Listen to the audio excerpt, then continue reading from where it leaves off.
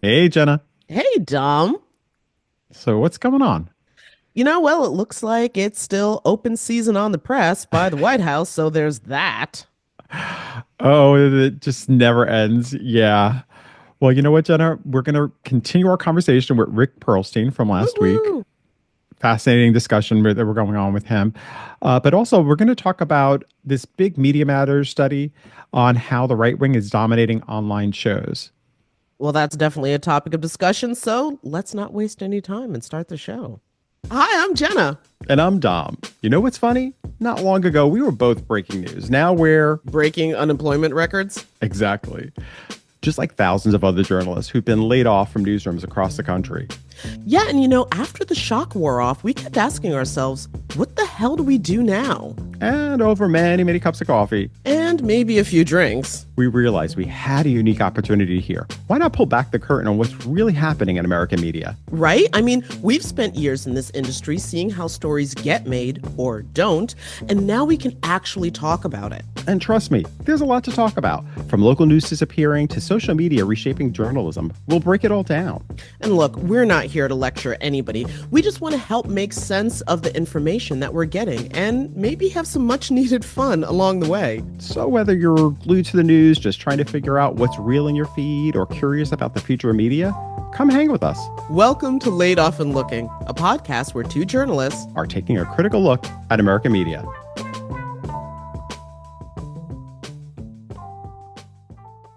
All right, so here's what I mean about all out war on the press. So, as you and I both know, having worked for a public media outlet, I've worked for them my whole career. Funding from the Corporation for Public Broadcasting, or the CPB, has been a big source of revenue for these organizations. I mean, don't get me wrong, there's still, donor funding and grant funding and all this other stuff, but that's a big source of money. And very recently, the Trump administration drafted a memo to Congress outlining its intent to end nearly all federal funding for public media, such as NPR and PBS, where we worked. And this is from an article that I got from, ironically, NPR, which good on them for reporting what seems like the attempted assassination of their news organization. This is crazy stuff. So, yeah, apparently the White House issued this memo that basically said that the current administration, the Trump administration, is planning to ask Congress when it comes back at the end of the month, because as of right now, they're still on their holiday break, to basically resend the money that had already been appropriated to go, I believe, as far as 2026, if not 2027. And specifically, even though NPR and PBS weren't directly mentioned in the memo, it was pretty clear what they meant, because apparently what the memo said was that, and this is a quote, for years, American taxpayers have been on the hook for subs. Oh no, sorry, they did mention. Okay, that's my bad. I didn't read the whole thing, but this is why reading is fundamental. Okay. So the memo says, for years, American taxpayers have been on the hook for subsidizing National Public Radio and the Public Broadcasting Service, which spread radical woke propaganda disguised as news. And then went on to say that trash that passes as news and intolerance of non-leftist viewpoints. I just want to go on the record and say, as someone who has spent most of their career with organizations who are member stations of both of these outlets, that is demonstrably false. That's just not true at all. Yeah, I mean, for me, it's just like I think we've learned with this administration, disagreeing with them means you get classified as fake news or you're not owning up to the facts. So it's or the fact that you just don't promote what they want you to promote. To me, news should be based about facts, and you should be able to disagree with another organization, and you can, and not, but facts are facts. I mean, yes, I agree. Having worked there for close to 10 years at PBS, it, it really is one of those things that I know what I put out there was not demonstrably false. And also I know that, we had on different voices. We had on conservative voices on our new show that we worked together on. And Exactly. And actually, many of them appreciated the fact that we would have them on. We'd have really, we'd have real discussions, even if people were, and we did that And we'd have from both sides, challenging discussions. That's the other thing, is that we didn't for shy both away. sides, Yeah. for both sides, of the aisle, not just one. So This is I what I'm agree. saying. And to categorize the work that we did and so many other amazing journalists and public media do as trash is beyond offensive, because we're talking about journalists that, first of all, if you work in public media, you're not getting paid, you're getting paid a lower salary, because it's a nonprofit, than you would be at, some other for-profit newspaper or commercial news station. So let's just start there. These people are doing, in my Mhm, opinion, the Lord's work for less money. So mhm. there's that. And I just, everything about that statement is just so unbelievably incendiary. And I get it. It's meant to enrage people or to get a rise out of the Exactly. left. But that's not at all what's going on here. There's nothing, just because you can control and manipulate what's being said does not make it wrong. And again, I go back to, just because you're also hearing from marginalized voices that are usually left out of the national discussion does not make it propaganda. And Everyone when in you America has a right to be part of the conversation. when you specifically look at even a show like PBS NewsHour, I mean, Yeah. the work that they do in terms of covering all the bases and hearing all the voices.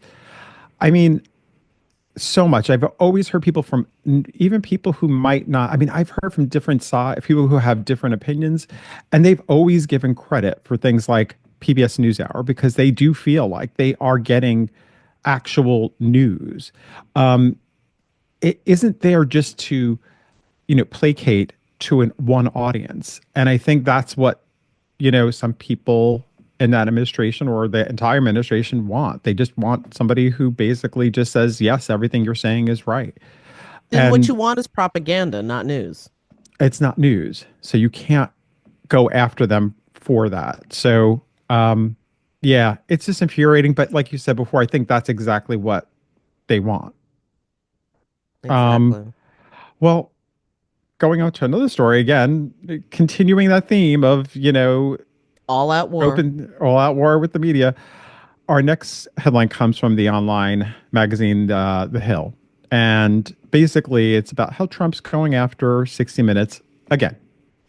So, what happened here is the administration, he went on, he basically is saying that CBS should lose its broadcast license after they had a recent show that had two segments he didn't like. One of them was a segment on the Ukraine, one on Greenland, and he said because he's angry because it cast him in a negative light. He went on Truth Social, his social media uh, platform, saying that the coverage was derogatory and defamatory. He wants the FCC to hit them with major fines, and this comes on top of the fact that, of course, the $20 billion lawsuit that Trump filed against CBS last year over a Kamala Harris interview. So CBS says the lawsuit's baseless and no comment yet from the FCC. You know, like I really like so it comes back to this sense of there's no way you can disagree. The instant that you disagree, you become an enemy. And I don't understand how you could have a free press if I don't think you that's the intent or the goal at all. And there's something no. incredibly chilling about, just like, I don't like what you're doing, so just pull the plug on the whole thing. And again, And not did they say anything factually incorrect? Did they like mislead? Well, I guess it depends on how you view that Kamala Harris interview that they edited. But the point is, that's not what 60 Minutes is. And you don't like it, and you don't like, perhaps the tone of a story or something like that, does not give you the right to just pull the plug on the whole thing. but we also know this is a game that gets played to intimidate, That's also and very true. part of this we know Paramount's in the process of working out a deal with Skydance and you have this whole deal trying to go through of emerge and having how does that basically if you kind of can hold that over them that if you're trying to get something out of them or if you're trying to intimidate a news organization from being really careful of what you say about, who's in office right now, I about don't the even Trump think this is administration. careful anymore. This is be afraid, be very afraid Yeah, to basically piss me off. yeah. And if you do, guess what's going to happen? I can make your life miserable. And that's scary again, because you could do that in many different ways. We've, for weeks we covered what was happening with the AP, and that's still an ongoing story. We see what what happened with ABC not long ago. Now, it's 60 Minutes, it's PBS, it's going after all these news outlets. And interestingly enough, like you don't hear anything from the conservative side of some of the media outlets. You know, nothing's being said about them. So, as long as you agree. I mean, mind you, when they step out of line too, we've seen Trump go after some of them if they've stepped out of line. So, but still, this is where I just, just going back to even our, the conversation we were having with Rick Perlstein last week, this is where it gets really interesting when you have people in power, the kind of power they can have over the media is chilling because it can, you're talking about censorship. You're talking about, ways of controlling the media and withholding the truth. Yeah, no, it's incredibly authoritarian. But as you mentioned, we're actually going to be continuing our conversation with Rick Perlstein, where he breaks down Reagan's significant, yeah, going back to the 80s, Ronald Reagan's significant influence on the media during his presidency and how, Reagan might have been the great communicator, but he manipulated media narratives and, of course, repealed the Fairness Doctrine and allowed for the consolidation of media. We've actually had some guests talk about how problematic that was and brought us figures like Rush Limbaugh.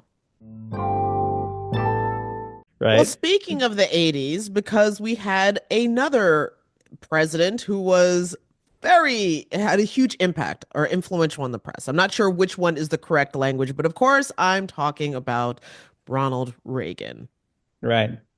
Well, I mean, where to begin? Ronald Reagan was called the great communicator for a good reason. I mean, I could show you, texts of speeches that he has edited in his own hand that are absolutely brilliant. He knew how to just absolutely boil things down to their essence. Well, He was a Hollywood. broadcaster Yeah. because of Hollywood. He was a broadcaster. He started his career in radio as a sports guy, right? Um, Famously, he would hear he would get the play-by-play from Telegraph, and then he would kind of pretend the game was going on in his head, right? So he was a storyteller, right? He understood that people thought in stories, and he was a master at shaping narrative, right?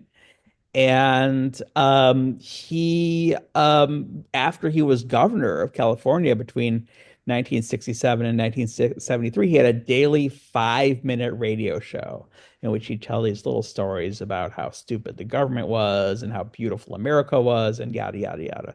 So he was a creature of the media, but he wasn't just a guy who, when it came to this part of his presidency, was taking direction. I mean, he really was kind of shaping, and a lot of the stuff was, I mean, he would pop out one of his contact lenses because it helped him make eye contact with the people in his audience. I mean, you can almost never find a picture of Ronald Reagan since he was a kid in which he doesn't have this kind of awareness of the camera, right?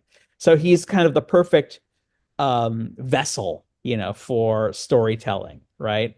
And he was very good, and the people around him were very good at shaping media narratives, right? There's quite a good book about this that came out in the 80s called On Bended Knee, the press and Ronald Reagan. And it's called On Bended Knee because he really was very good at getting the media to tell the story the way he wanted it told. A lot of it was this kind of ref working and this kind of manipulation of the media's own, inward guilt that somehow they, weren't listening to the guy in the diner in Des Moines, Iowa. So interestingly enough, this is a guy who mostly got a free pass from the press. No one was talking about impeaching him, during Iran-Contra, which was in a lot of ways was, more unconstitutional than Watergate was. And but there's still, conservatives, unless you're 100% on the team, you're 100% the enemy. And so, the narrative still was preserved and extended on the right within the Republican Party that the media had this anti-Reagan liberal bias, right? Well, I am wondering also about Reagan and the Fairness Doctrine. We Oh, had right. We're gonna talk about that. Yeah, because we had a conversation with I believe Jeff Cohen, who was Mm, a guest earlier on the show and was talking up from Fair and had been talking really just passionately about how the consolidation of right. American media really just took off in the Took off 80s. after the Fairness Doctrine There went we away. go. That's a So, that's a pretty interesting story. It kind of gets told as a simple morality tale. Like the media was kind of balanced while we had a Fairness Doctrine until 1987, and then that went away, and suddenly Rush Limbaugh took off. It's this is a classic thing that historians say. It's more complicated than that, but basically the Fairness Doctrine was something that didn't have a lot of teeth. Uh, Only one broadcaster ever was sanctioned for it. This right-wing broadcaster who decided he was going to do pirate radio offshore, and it was like 1973 or something like that. And when broadcast corporations themselves began kind of agitating to get rid of the Fairness Doctrine just because it was a pain in their butts, really. You kind of had to make some kind of gesture towards fairness. And what it meant was there just wasn't a lot of opinion editorializing at all in the media because it was just too much of a headache.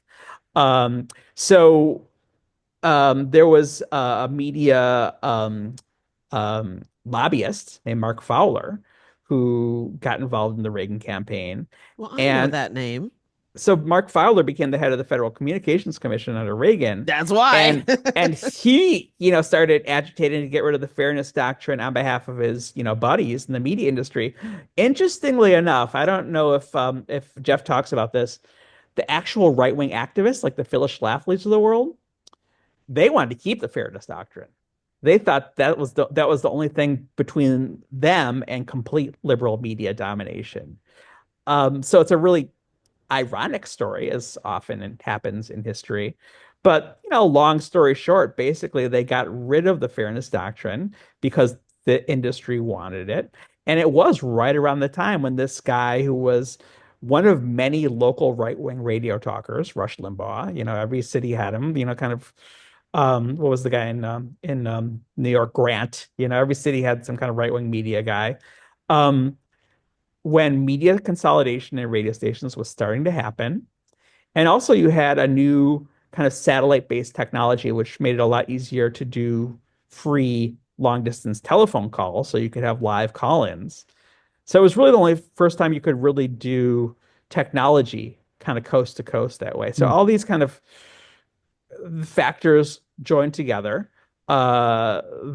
The shedding of any requirement of ideological balance, which was probably the least important part of it because it wasn't really enforced anyway, and the technology and these media conglomerates that had 100 200 stations, the ones we think of now, like Cumulus and Clear Channel and Sinclair Media, and also the idea that they figured out that if you have like a right-wing show and then you have a left-wing show, people just will kind of turn off the radio. If they're left-wingers, they'll turn off when the conservative goes on.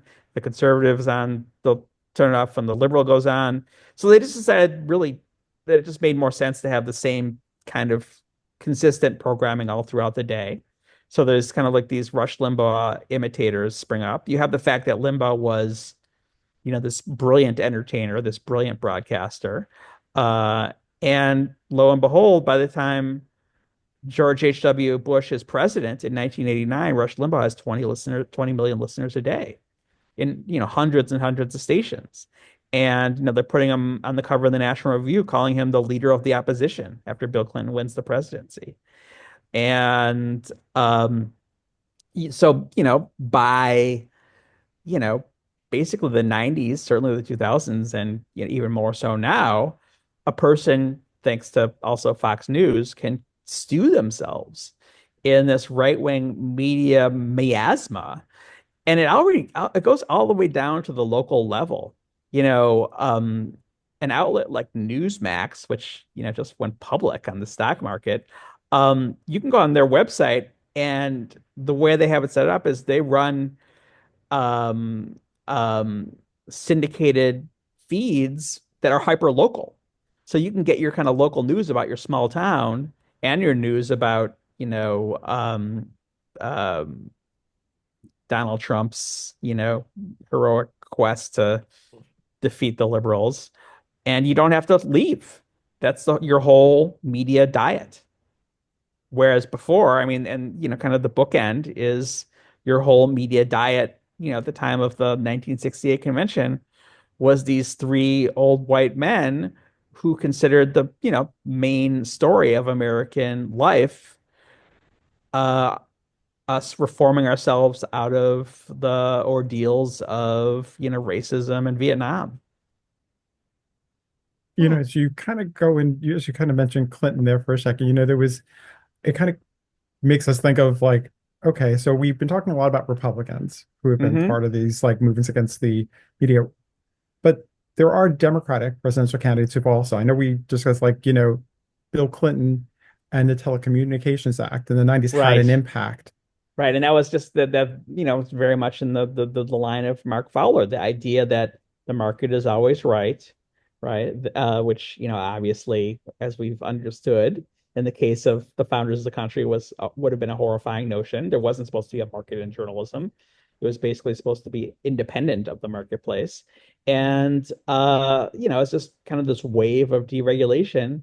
Um, Clinton allowed even more consolidation and also protected what later became social media platforms from accountability because they were understood to be platforms and not, media editorial. They didn't have a claim not to have an editorial function, or that section 215 or something like that, or Yeah, I'm 315. pretty sure that's what Zuckerberg used to say that they're not. Yeah. Yes, that they're not that, so you can't do anything, right? We're just a town My square, hands are tied. I Mhm. just, yeah, right? I, Mhm. And obviously that's a lie because their algorithms, determine what people see in front of their eyeballs in the same way that editors do. So it's a pretty sad story, but at the same time, you've always had this indomitable will of people to, go into this thankless, non-lucrative, Mhm. cutthroat, remorseless business and tell stories about the world and tell the truth and, fight for the underdog. So, yeah, I was gonna say, I mean, some of we us shall feel. overcome. Yeah, exactly. Some of us feel called to do that regardless of Exactly. We'll being always, it doesn't matter surrounded. what kind of boot they'll be stomping down on our face with, we'll always be, just kind of, Well, I know that you're more of a historian, Rick, and so obviously your lens is going to be looking at the world that has been. But I'm just wondering, though. I mean, living within the world that is now at the yeah, same I'm a time. journalist too. Yeah. Yeah, exactly. So, do you see the legacy media? I think, Dom, Hmm. that's the term that we've settled on. The But Yes. legacy Yes. media. Yeah. yes, okay. Um, is still playing catch up to basically the attacks and the accusations made against them from, in some cases, damn near 50, over 50 years ago. Oh, I mean, very much so. I mean, if you look at, Solid. I mean, if you look at, what's happened to the Washington Post under Jeff Bezos, right? I mean, I don't think he could have gotten away with that 10, 20, 30, 40, 50 years ago, right? I mean, because there were just these norms. Owners didn't interfere with newspapers that they owned, right? Same with the Los Angeles Times, this crazy owner who wants to slap an AI meter on the top of every article, how Yeah. biased it is, as if like AI somehow, is kind of And plus, it depends on Zeus on how Mount AI has Olympus. been programmed to determine. Pre-programmed, of Oh course. There's all God, kinds of bias built into AI. We all know yeah, that. And the most of us. idea that such a like what a dumbass Jeff Bezos is. He says, "Oh, our op-ed page is going to be devoted to um, liberty and free markets." Well, as we pointed out, that's literally the opposite of how the founders of the country understood markets. They saw them as an impediment to liberty when it came to a well-informed public, right? That was the building block of liberty, was basically having all opinions available at all times. And here's this guy Bezos who says, "No, we're only going to have one opinion available on my editorial page." That's my next historical question is I need to figure out when did having a well-informed public not be the vibe anymore? Well, I think Wait a that second. is Was it when certain demographics were able to participate fully in America? right. I mean, it's all There we backlash, right? go. It's all the right wing Racism. racism. It comes down to racism. Yeah, right. I mean, if you Okay. look at the kind of things, to bring it full circle that Agnew would complain about. He says, "Oh, well, they can make an issue like the supposed epidemic of hunger, a national conversation overnight, right? Which was a really fascinating thing to say, right? It was a way to tell this so-called silent majority that they didn't have to worry about hunger, that what Walter Cronkite was telling them on the evening news, there was a big famous, I think, CBS investigation called Harvest of Shame, and it was about hunger and the plight of farm workers, and the fact that, when you get a journalist and you sit them down in the midst of a world that's full of injustices, they're going to expose the injustices. And instead of that being seen as the vocation of journalism, that's seen as an ideological threat to the almost the emotional security of the people who, you know, have enjoy what W.E.B. Du Bois called the wages of whiteness, that kind of extra bonus they get just for being white in this society. So it's a really kind of Comfortableness. comfortableness, right? So a big part of, you know, the MAGA agenda, you know, is all about, there's that great phrase that, the true journalist afflicts the comfortable and comforts the afflicted, right? You never heard that one? Right? Mm-mm. So Hmm, much of no. what, whether it's, what they're doing with history and universities or the criticism they make of the media, it's all about this idea that you should not be afflicted in your comfort. And that's the vocation of journalism, unfortunately. So obviously they have to take on, the very foundations of independent journalism, reporting, information about the world in itself as part of their strategy to, create basically an authoritarian society in which they're in charge. But Rick, like we've gone through so many years of political attacks against the media. You start to wonder, people right now are at a space where they don't know who to trust in many Right. ways. That's the Putin strategy, right? Or Yeah. Steve Bannon when he said, we're gonna flood the zone with shit. Yeah. So And how do you get, but my question is like, you get to a certain point where even for their side, nobody right, trusts, like, what I mean? If all the sides don't right, trust one another, where does that all go? I mean, I hate to put it this way. I mean, there right, you have a lot of liberals who are also in a space. I've seen more and more liberals who, listen, there was a period of time where you saw people who were, if you said conspiracy, talking about conspiracy theories, oftentimes it was, we were looking from the right side of how the left was doing things. Now all of a sudden you see a lot of people on the left talking the same way about the right, and now you get to a point where it's right. all sort of jumbled together. And where It's does kind the of like truth? this weird thing of it's like entropy, right? It's like, Yeah, there was this great political figure in America that I'm always quoting. He was the Speaker of the House in the 1950s. He was Lyndon Johnson's mentor. His name was Sam Rayburn, Big Sam. And he said, any jackass can knock down a barn. It takes a carpenter to build one. And, what, kind of creates trust in institutions that are reliable it takes carpenters to build them, right? It's slow. It's sometimes agonizing, right? It involves lots of trade-offs. It's frustrating. And then I know, you can basically, it's like that great Mark Twain quote, like a lie can go halfway around the world in the time it takes the truth to lace up its boots. So it's easier to destroy than it is to build, especially when it becomes to communication and trust. Um, so I mean, I think that, it's just you just got to keep on grinding, right? I mean, you just kind of keep on following you know, best practices of our profession, right? And unfortunately, the next phase of the story will be built out of ruins, right? And those will be creative opportunities. So, we just have to be on hand and ready to build once, that barn has been knocked down. All right. Well, I mean, I think that's an excellent note for us to leave it on. But we end every interview by asking all of our guests, what drew you to journalism, excuse me. Mm, Why did you become a journalist? What made you want to do this thankless job? the 60s. The 60s, man.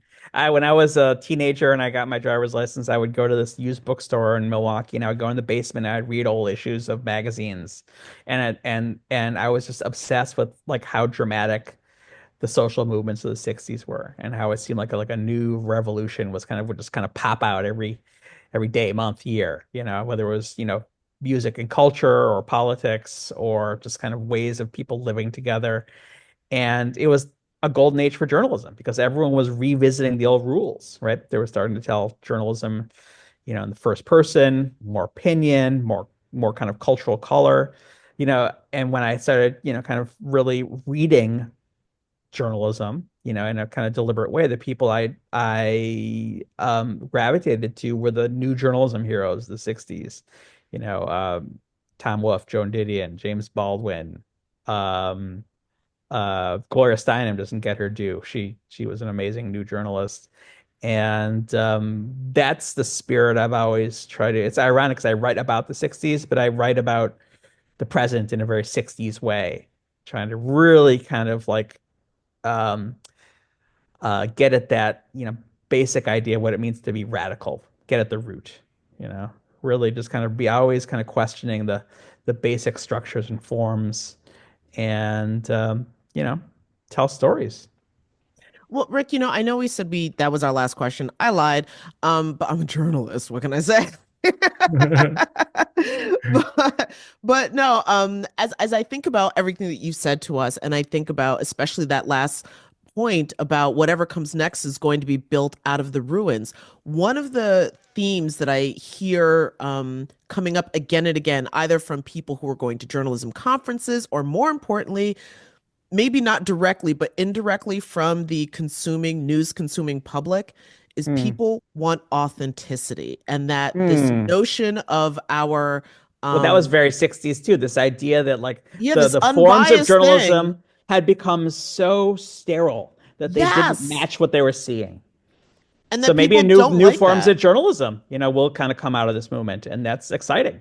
Do you think that it's possible for a journalist to, while being a full-formed human being, which of course has a point of view based on life experiences, can still be a fair storyteller?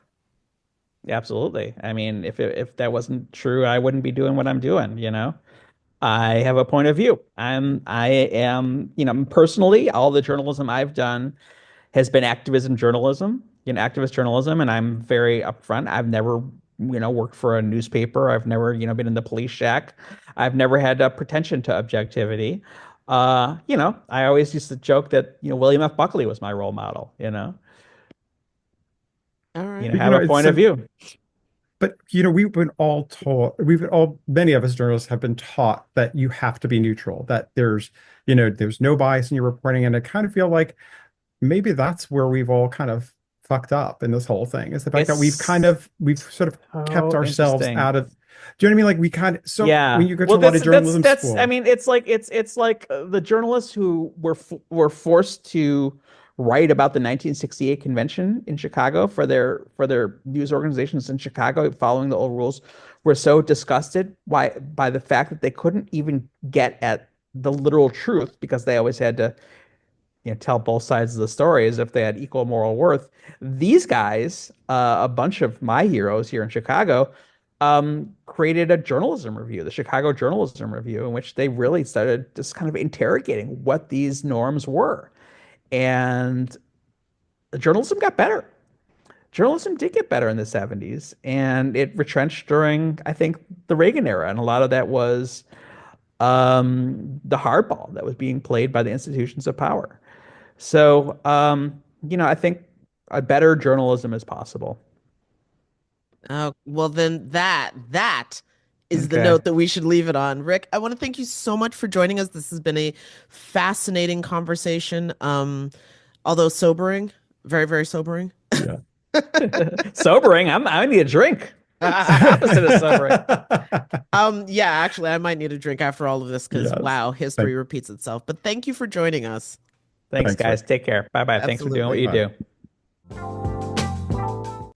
So, how does all of this impact our current media ecosystem?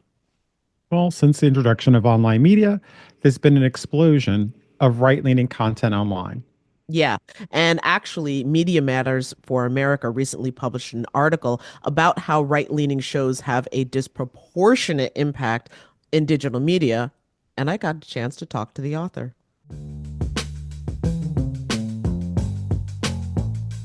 After the election, there was a lot of talk among Democrats and people on the left about building a left-wing media ecosystem to counteract the many popular voices and personalities that either identified as far right or had right-leaning ideologies.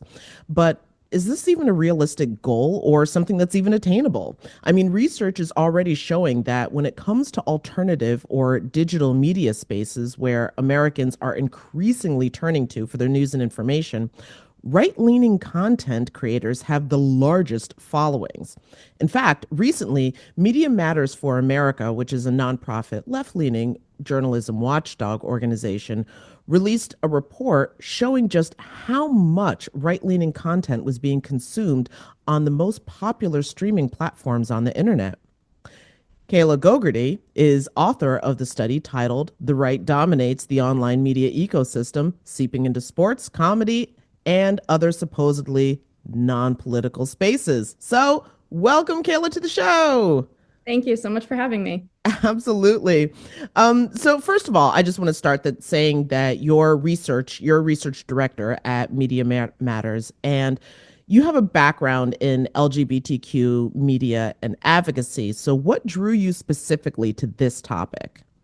Yeah, so I started at Media Matters about 6 years ago, and was on our LGBTQ program team, specifically looking at the way that right-wing media pushes misinformation about the LGBTQ community. And I started looking more into online spaces and eventually kind of pivoted more into this space. First we were looking at social media. Now, obviously, as the media landscape evolves, this has started to get more into the online show, media ecosystem. And what exactly were you trying to, I guess, assess as to what was going on here? Or were you just looking in general and you didn't have anything specifically that you were trying to determine?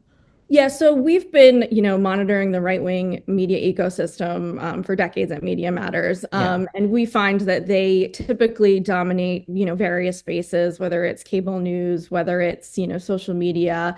We wanted to look at the online media ecosystem specifically. And after the election, we know that people were talking about, the role that they might have played in the election. And everybody was kind of talking about, their vibes and things like that. So we wanted to put data and put a number on, this anecdotal vibes that everybody was talking about. Well, so with all the research that you did, of course, we're going to link to the article, but who's drawing the bigger audience and by, if your assessment, how much? Yeah, so our findings really underscore the right's disproportionate reach to a wide variety of audiences in the online media ecosystem. I'd say we had two key findings: that across platforms, the right had way more followers and subscribers than the left-leaning shows did. I believe it was 5 times the bigger audience, which was a pretty astonishing number, even that we didn't anticipate.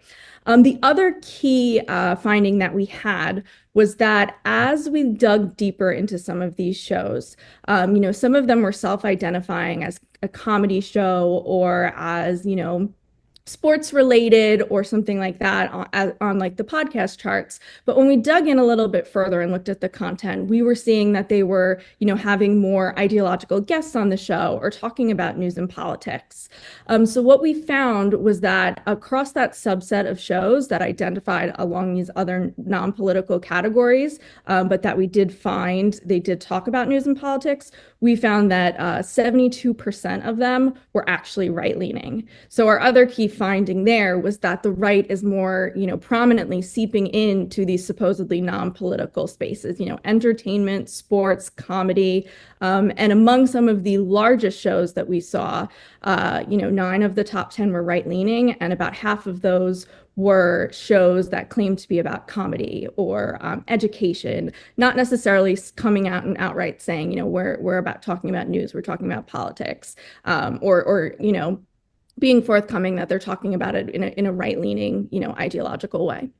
Okay, that's so fascinating because one of the things that I guess a lot of programming from legacy media is often accused of, and I'm guessing probably by people who are on the right or right-leaning, is that, oh, everything's so leftist, it's so progressive, it's so democratic and sympathetic this way and the other. But it sounds like that's what is sort of existing, at least in this podcast sphere, this digital media, social media, entertainment ecosystem. Yeah, we're seeing the right really dominating that online, show media ecosystem. I think one of the findings that we had was that YouTube is where a lot of those audiences are. The followers and subscribers on YouTube was far more than, you might have seen on Spotify or Apple Podcast, which I thought was an interesting finding. That is incredibly interesting because I was wondering like who's drawing most of this traffic or who's, I guess, the delivery system for most of this traffic. Yeah, I think one of the things I would just add is we found that, yes, they were putting their full episodes on YouTube, for instance, but they were all, the right is very good at using other social media platforms as well. So they'll clip an episode and then they'll spread those clips across a variety of platforms. So Facebook, Instagram, TikTok, and that gets more, views on the content. Okay. All right. I feel like there's notes to be taken here. Well, one of the other things, and this really broke my heart as a journalist, but the article points out, your piece points out that that the Pew Research had recently released a study that found that not only were podcasts a source of news and information, which again, not hating on that, but 87% of people who were listening to podcasts were hearing news, but only expected it to be, quote, mostly accurate. So it's not as if people are listening to some of these big podcasts and expecting factual information. If it's good enough, it's good enough. That broke my heart. But then adding on to that, 31% of people were saying that they trust those podcasts more than other news sources. So I don't know. Can you unbreak my heart? Like, is there something to be taken away here from what we're learning from public interest and public behavior? Well, I think when people are tuning into their shows, they're not necessarily going for their news and news and politics related content. They're going to see their favorite comedian, interview another comedian, or go see their celebrity, that they like to follow, in an interview. But then, along with some of these, comedy interviews and different things, you start to see the politics kind of creep in. And I think, these shows have trusted audiences. So when you've been following Joe Rogan for years. And now he's starting to tell you, you're more likely to, take that in and consume that and believe it. Okay. All right. So you sort of mentioned the impact that this all had politically. And I know that all of this, I guess, sort of came together in what people referred to as the podcast election from 2024. When it came to, I guess, platforms, especially these podcast platforms, what was the reach like for, well, let's face it, Senator Vice President Kamala Harris, or former president, now president again, Donald Trump? How many people are we talking about reaching just through podcasts? Yeah, so this isn't our own data, but another firm or outlet, they had found that millions more people were getting their eyes on these interviews with Trump. He went on to a variety of supposedly non-political shows and got interviewed on these podcasts. Kamala Harris similarly went on a show or two, but based on some of the numbers that we've seen from other people, that the reach was not anywhere near what Trump had. Are some of these podcast shows outreaching, say, legacy news media shows? Because I remember that being a sticking point, was that, the Harris campaign isn't sitting down with Meet the Press and all this other stuff. And I'm wondering if that's also just a numbers thing where, the numbers are there in this digital space now. Yeah, I think the right is doing really well in this space because they're meeting the audiences where they are, and they've always been good at evolving. When we first saw that people were getting their news from Facebook more so, for instance, the right was really good at pushing out content there and really exploiting the algorithms to get that content to people. Because, the algorithms often are going to prioritize, outrage, fear-mongering, other evocative content as opposed to dry facts and statistics. And then, we're seeing that play out with these online shows as well. The YouTube algorithms, TikTok algorithms, that sort of content that's going to, evoke emotions is going to play well. And the right has been very good at evolving and going to these media spaces where people are and trying to use these algorithms to get their messaging out. So is this a case where, if we're comparing the two, that there's just more content to be had from right-wing or right-leaning content creators? Or is it a case where audiences are more interested in this content and that's what's driving the numbers? Like, I guess I'm sort of stuck as to what's the chicken, what's the egg here. Yeah, I think it's a little bit of both, but there is way more content being pushed out by the right across these platforms. So they're able to get into these variety of spaces. As I previously said, people aren't necessarily going out to look for politics, but as it's seeping into some of your favorite shows or these non-political spaces, you're inherently hearing it. And I think that's part of where the success has been. So is there, because one of the other things that I found so interesting was the reference to, I guess, non-political content. And one of the things that we've been discussing on Laid Off and Looking is that is there such thing as non-bias, period? I mean, doesn't everything sort of have a lean to it? And it's more a case of how you are interpreting whatever the information is, or is there a actual clear, I don't know, like dog whistles or something that's taking place? For full clarification, I haven't listened to a lot of these podcasts referenced, but that's influencing people and perhaps helping them draw certain conclusions based on the way topics are talked about or joked about, etc. Yeah, I think if there's a ton of content and you're hearing this narrative over and over, you're more likely to believe it, especially in these places from trusted people that you trust. One interesting, kind of tidbit that we had found was that in some of these non-political spaces, you might see your favorite celebrity or you might see your favorite, comedian. And so you're watching and then you'll hear like a little bit, in the first 30 days of Trump's administration, you might hear a little praise about Trump or some of his policies. And it's not the entirety of the content of the show. It's just, here and there. And so I think, as you're not going out to listen to, the news, you might be overwhelmed. You don't want to hear it, but you're going to hear, your favorite celebrity. And then you're starting to hear some of this. And there's just a great abundance. And then, you might be scrolling on TikTok and you see a clip of one of these shows, and that might lead you to then go to these shows. We're also seeing the right kind of seep into these spaces, in twofold. The first way is kind of, these non-political spaces that have started to get more political. But we've also seen right-wing figures like Candace Owens or Megyn Kelly, for instance, really starting to get into some of these more non-political spaces. So talking about celebrities, talking about, culture and things like that. And so we're seeing it kind of seep in that sense as well. So you might come across Candace's, TikTok video, and then you might start looking at some of her other content. Uh-huh. Okay. So here's one of the other things that I'm noticing, especially when it comes to the online content, where however it is that people are getting or absorbing news and information.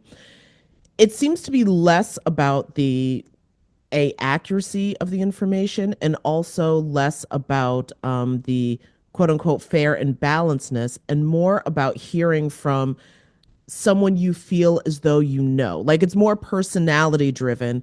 And then whatever the personality bend is, that's how people are more interested in getting their information. And that's, podcast hosts, news influencers.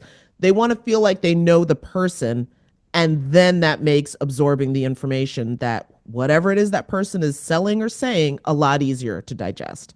Yeah, and people want authentic content. They like that storytelling. And, as I said, yes, people want that too, but the algorithms are also more likely to push that sort of content as well. Wow. Okay. That's that. I mean, so much of this now is going against what I learned and was trained as a journalist, but clearly pivoting. We're in a pivot zone right now. The last thing I also want to bring up is that when I was going through a lot of the shows that your piece pointed out, with the exception of Megyn Kelly, Candace Owens, I'm noticing that most of these content creators are heavily male, and on top of that, heavily either white or white presenting. Is there a takeaway to be had from that? Yeah, I did notice that as well. A lot of the hosts of these large shows, they are men. As you saw from our chart and some of those top shows there. I think that's part of why we've gotten the narrative that, young men might have, swayed more towards Trump, hearing this right-leaning content. But I think, there are women out there, and I think it's we'll see how that is the next space that plays out. We'll see how that plays out as, some progressives and some right-leaning influencers try and go into that space a little bit more as well. That is super fascinating. That was the one last thing that I was just like, wait, there's a clear pattern here. Yeah. All right. Well, listen, Kayla, thank you. First of all, thank you so much for doing this research and like laying out, especially like in visual means, how you can clearly see, because in one of your graphs, one of them that caught my attention was the only larger blue bubble of a left-leaning show was Trevor Noah. And then everything else were these tiny little dots and everything else was these huge red bubbles. Yeah. I think seeing it lays out what the state of play is a lot better. I think that's really resonated with people because, as I said, people had those vibes, they kind of knew it, but we wanted to put the data to some of those vibes and really, get out that the right really is dominating these spaces. Well, yeah, I mean, you can't go wrong with data. Kayla, thank you so much for taking a few minutes to talk with me. I really appreciate this. Thank you so much for having me. Nice Absolutely. Laid Off and Looking is an independent podcast conceived of and created by Jenna Flanagan and Dominic Camia. Music provided by Jake Howitt. Research by Laura Rothenbucker. You can watch and follow us on YouTube. Or you can listen and follow us wherever you get your podcasts. And if you have any questions or suggestions, we want to hear from you. So leave a comment. We do check them. Or reach out to us anytime at laidofandlookingpod@gmail.com. New episodes every Friday.